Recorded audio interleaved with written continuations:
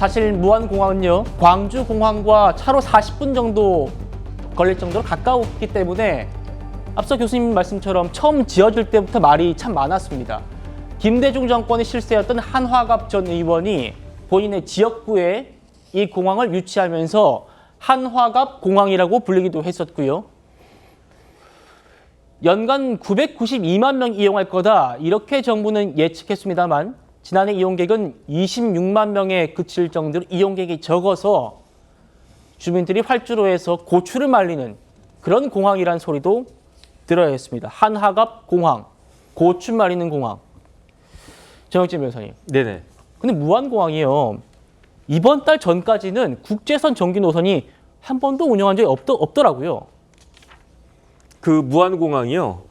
1992년 12월 초에 착공을 했습니다. 그래서 2007년 11월 8일에 개항을 했는데 국제공항이에요. 호남권의 유일한 국제공항이고 무안공항이 국제공항이 됨으로 인해 가지고 그 이전에는 광주공항에 국제선이 있었거든요. 그게 그 무안으로 이전하면서 광주공항 국제선은 이제 폐지가 됐습니다. 그런데 명색이 호남권의 유일한 국제공항인데도 불구하고 2007년 11월 8일에 개항했음에도 불구하고 정기적인 국제 노선이 개항된 거는 2024년 12월 8일이었어요. 그러니까 17년하고도 1개월이 지난 뒤에야 비로소 정기 노선이 취항할 만큼 굉장히 취약한 지역에 그 건설된 그러한 공항인데 이게 황당한 게 뭐냐면 조금 전에 앵커가 말씀하셨지만 처음에 모든 이렇게 대규모 국책 사업을 할 때는 예측을 하지 않습니까? 그러니까 무안공항을 만들면은 서남권의 유일한 거점 공항이 돼가지고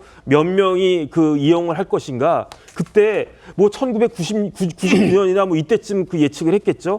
그때 예측했던 숫자가 몇 명이냐면은 1년에 992만 명이었어요. 1000만 명에서 8만 명 빠진 992만 명이었는데 그런데 2023년 작년에 실제로 이용한 사람은 몇 명인가? 24만 6천 명이었다는 이야기잖아요. 네. 그러면 예측 대비 실제로 이용한 사람은 몇 퍼센트냐? 2.5%라는 이야기 아닙니까? 2% 불과했다. 그러니까 이게 예측을 한 겁니까? 아니면 그냥 끼워 맞춘 겁니까? 그러니까 저는 이런 것들 이제 조금 이따 또 말씀하시겠지만은 철새 도래지 한가운데다 공항을 만들면서 1000만 명이나 이용할 것이다라고 가짜 예측을 한 것이 이게 오늘날 비극을 맞는 또 하나의 요인이 아닌가 저는 그런 생각이 들어가지고 이런 부분들도 우리 국민들한테 명백하게 어차피 사고는 났으니까 뭐 손은 잃었지만 외양간이라도 제대로 고쳐야 되는 것이 아닌가 그런 생각 듭니다. 예, 이 처음부터 정치공항이 태생적인 그런 문제가 이번 사고와도 연결이 전혀 안 되는 건 아니지 않느냐 이런 얘기가 지금 나오는 이유입니다. 설전 변호사님. 네.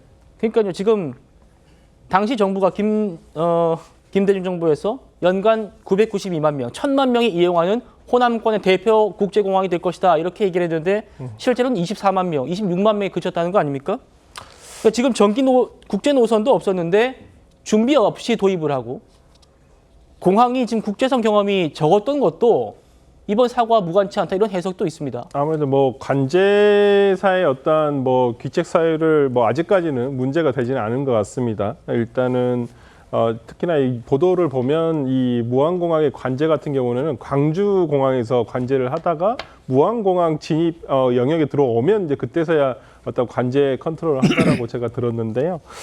뭐 저도 뭐 제가 이제 뭐 고향이 그쪽이라서 저도 네. 이제 뭐 무안공항을 몇 번 가보기도 하고 그랬습니다만 네. 그 코로나 이후에는 코로나 이전에는 중국 노선들이 좀 부정기항 노선이 있었고요. 코로나 이후에는 활용성이 많이 떨어졌습니다. 그러다가 최근에 어떤 몽골 등을 왔다 갔다 하는 어떤 그 부정기 항선 노선에 있었거든요. 그래서 이렇게 정기 노선이 이제 도입된 것은 12월 7일이었죠. 그때 처음으로 도입이 된 것이었고 그 전에 어떤 부정기 노선들은 뭐 상시적으로 좀 있었거든요.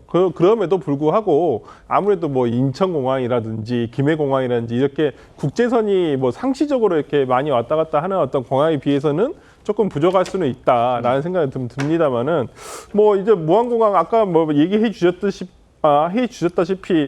한 해에 990만 명 정도를 예상을 하고 이제 지은 공항입니다만 실제는 그렇게 운영이 되지 못한 면은 있었습니다. 그렇지만은 이번 사고로 저는 또 개인적으로는 지역에 어떤 이러한 공항이 위축돼서는 안 된다고 생각을 하거든요. 그러니까 안전적인 부분이 보완이 돼서 조금 더 안전하게 이용할 수 있도록 하는 것이 맞지 않나라는 생각이 들어서 또 이 사고로 인해서 또 어떤 무안공항 자체가 어떤 또 빈 공항이다, 뭐 정말 귀신 나오는 공항이다 이렇게 되지는 않았으면 좋겠다 생각합니다. 예. 경제성 부족한 정치공항이라는 지금 비판받고 있는 무안공항은요. 왜 그러냐면 서해안 철새도래지와 가깝기 때문에 공항 건설 초기부터 조류 충돌 가능성이 지금 지적되어 왔습니다. 여러 보고서에도요. 1998년에 나온 보고서에도 조류 충돌 발생할 수 있으니까 대책이 필요하다 그랬고요. 2020년에도 조류 충돌 위험성이 크기 때문에 저감 방안이 필요하다. 이런 얘기가 나온 겁니다. 2020년에 충돌 최소화하라라고 했지만 지금 조류 퇴치 인력은 4명밖에 없고 짚어드렸습니다만 참사 당시에는 그마저도 절반밖에 없는 2명밖에 없었습니다. 탐지 레이더도 없고요. 열 화상 감지기도 없습니다. 홍 교수님, 지금 이런 문제 때문에 정치공항이 지금 태생적으로 이번 사고와 무관치 않다라는 얘기가 나오는 겁니다. 어떻게 보십니까? 제가 그 말을 먼저 꺼낸 게 책임을 져야 되는 문제가 생겼네요. 저는 정치공항이 우리나라에 많습니다. 저 북쪽에 양양도 그렇고요. 속초하고 양양권을 커버한다고 해놔놓고서는 그걸 양양공항도 지금 텅 빈 상태죠. 그다음에 울진도 그렇고 삼척도 그렇고 저 횡성도 국내 노선이 많이 제주도 하나밖에 없었는데 그것조차도 지금 위기에 달려 있고 예천도 그렇고 이게 다 그 지역 국회의원들하고 관계가 있습니다.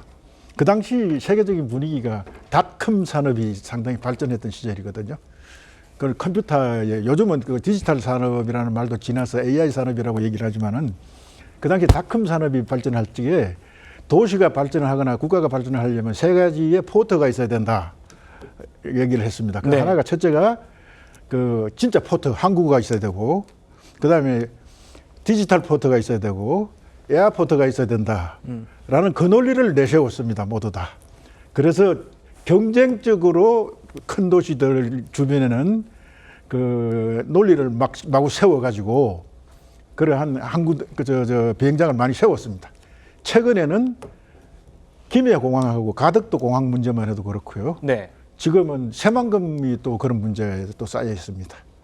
이건 정치적인 문제가 우리 경제 사회적인 문제, 더 중요한 국토의 효율적인 이용이라는 측면에서 봤을 때 관제 공력조차도 따로 분리할 수가 없이 그 중첩되게 사용해가지고 아주 비효율적인 운영을 하고 있는 실정입니다.